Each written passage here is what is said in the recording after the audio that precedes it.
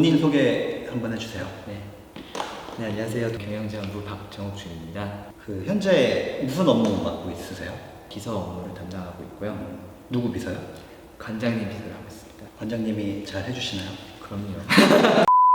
본인 업무의 장단점 간단하게 좀 말씀해보세요.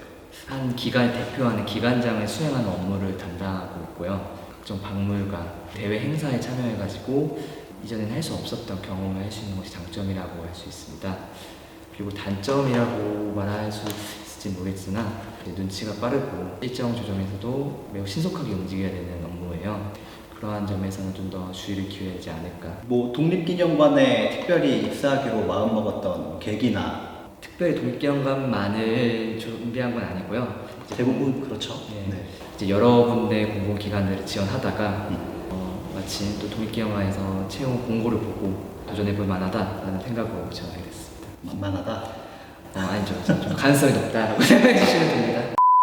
독립기념관에 그러면 입사하기 전에 무엇을 하셨어요? 그 이전에는 여러 경험 또는 자격증 또는 이제 이론이라던가 필기시험 준비해야 되는데 그런 것들을 이제 준비하는 과정이었고 실제로 관련 경험도 일을 해본 적이 있고요. 저는 이제 계약직으로 잠깐 한국장애인고용공단에서 6개월 정도 일을 한 적이 있어요. 그러면 여기가 어떻게 보면 이제 첫 직장이잖아요. 그렇죠. 다른 데로 가고 싶은 생각은 없어요? 전혀요. 저희 입사 준비는 따로 어떻게 하셨어요? NCS 이제 저희도 보고 들어오잖아요. 그렇죠. NCS 따로 공부한 방법이나 비결 같은 거 있어요? 문제집 2권을 가지고 공부했어요. 이론 문제가 하나 있고 기출 문제집을 가지고 했는데 흔히들 이제 준비하시는 분들이 기출 문제를 이제 문제풀이를 많이 한다고 생각하세요. 근데 저는 비중을 거의 반반으로 뒀거든요. 의외로 이론에서 그럴듯한 문제인데 헷갈리는 경우도 있었어요. 거기서 또 점수를 잃으면 정말 손해거든요. 이론 문제는 다 맞춰주는 게 사실 좋은데 이렇게 어설프게 공부를 하게 되면 헷갈릴 수 있어서 이론도 절반 정도 하고 이제 문제풀이도 절반 정도 투자를 했던 것 같아요. 그러면은 봤던 문제집에서 비슷한 문제가 많이 나왔나요? 그렇죠. 제가 기출 문제를 많이 풀어봤고 다른 기관들과 공통적으로 나오는 문제를 풀어봤는데 겹치는 게 많았고 보자마자 바로 문제를 찝은 것도 있었어요. 저는 봤던 문제집이랑 완전 다르던데 문제집을 잘못 선택했나 본데. 그러셨던 것 같아요. 봤거든요. 어디 거 보셨어요? 공사공단 기출이 있어요. 그런 게 있어요? 큰 기관 중에 나왔던 모든 공통 문제를 또 변형한 것도 있고 그대로 낸 것도 있기 때문에. 그리고 이제 저희 독립기념관 같은 경우는 한국사 시험도 따로 보잖아요. 지금은 전형이 조금 달라졌을 거예요. 지금 아마 시험 과목이 조금 변동이 돼가지고 직무별로 조금씩 다르게 본다고 하더라고요. 저희 때랑 조금 달라졌는데. 한국사 자격증 있으세요? 저는 이제 한국사 검정 능력 시험 1급을 땄죠. 전 자격증 없어요. 몇 점 받으셨어요? 저는 이제 70점 커트라인 중에서 72점을 맞고 커트라인 합격 턱걸이를 하고 들어왔죠. 설명을 해도 도움은 안 되겠지만 따로 공부하신 방법이나 특별한 방법이 있었던 게 아니고요. 한국사 능력 검정 시험 그 문제집만 사서 이제 인터넷 강의를 들으면서 공부했기 때문에 특별한 비법은 제가 딱히 소개해드릴 건 없네요. 저희 한국사가 이제 시험 문제로 나오잖아요. 근데 저는 고등학교 때 이과였거든요. 그래서 공통 과정 이외에는 한국사를 배워본 적이 없어요. 근현대사는 아예 기억도 안 나고 그래가지고 잘 가늠이 안 되는데 이 한국사 시험이랑 저희 기념관 시험이랑 난이도 비교했을 때 어느 게 더 어렵나요? 이게 아무래도 제가 본 한국사 능력 검정 시험은 분야가 이제 처음 선사부터 근현대사까지 범위 쭉 다뤄요. 그러나 이제 기념관 같은 경우는 제가 입사 시험을 볼 때는 범위가 어느 정도 한정돼 있었고 지역적인 문제가 많이 나오기 때문에 좀 더 자세히 보는 편이 필요할 것 같고 근현대사에 좀 더 집중을 해서 공부를 하시는 게 좋지 않을까 생각을 해봅니다. 저도 열심히 최태성 선생님 강의 보면서 빗살무늬, 토기, 청동기 이런 거 배웠거든요. 논술 잘 쓰기 위해서 첨삭을 받았다거나 강의 같은 걸 들었다거나. 사실상 첨삭이라든가 저는 이제 학원을 다니진 않았고요. 독립기념관에서 어떤 사업을 하고 어떻게 이제 역사가 흘러왔는가 살펴보면서 제가 이제 제 나름대로 독립기념관 사업이 무엇이 있는가 그거에 대해서 써보시오 이런 식으로 질문을 던져가지고 쓰는 걸 연습했고 계속 반복을 했던 것 같아요.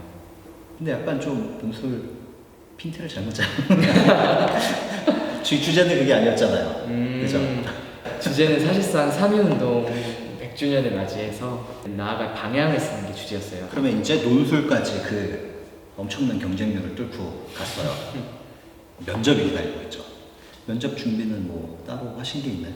저 같은 경우는 이제 모의 면접을 좀 많이 참여했던 편이에요. 고용노동부에서 운영하는 일자리 지원센터나 국립대학교 안에 있는 일자리 지원센터도 있어요. 제가 지원했던 자기소개서를 가져가서 직접 보여주면서 그 상담관 분들이 그걸 바탕으로 질문해 주세요.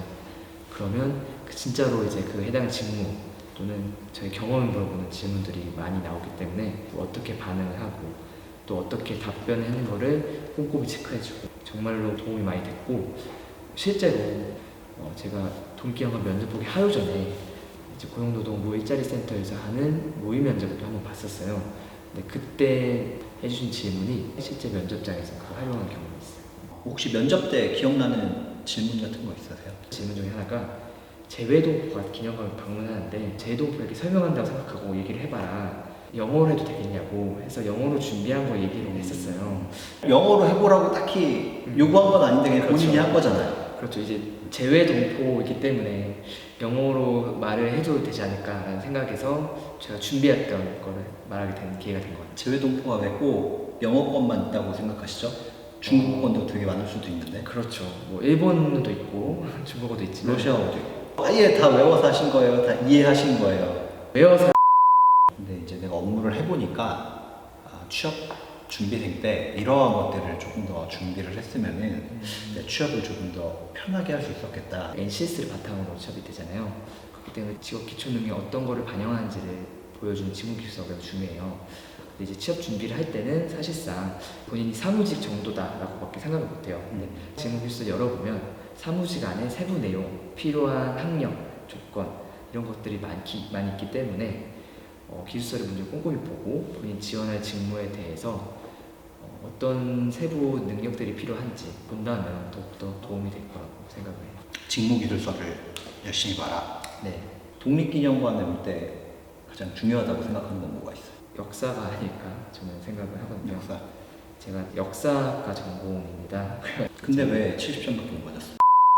어떤 역사적인 가치와 연봉 사이에서 선택을 해야 돼요. 꼭 하나만 선택해야 됩니다. 하나만 선택해야죠. 아니 역사적 가치를 알리는데 네 연봉은 없어. 대신 이 독립운동사의 가치를 전 국민에게, 전 세계인에게 퍼뜨려 주겠대요. 그러면 이제 저는 당연히 연봉을 마지막으로 독립기념관 입사를 준비하시는 분들에게 뭐 해주고 싶은 말 없으세요? 빨리 도망가라든가. 독립기념관은 공공기관입니다. 공익을 중시하는 기관이기 때문에 여러분들이 면접, 논술, 필기시험 모든 준비하는 과정 속에서 그 점을 기억하여 주시고 직무기술서를 꼼꼼히 보셔서 본인이 지원하는 직무가 어떤 건지 또 채용 전형이 다른 기관하고는 어떻게 다른지를 꼭 살펴보시고 신중하게 지원을 하셨으면 좋겠습니다. 네, 오늘 말씀 감사합니다. 네, 감사합니다. 네.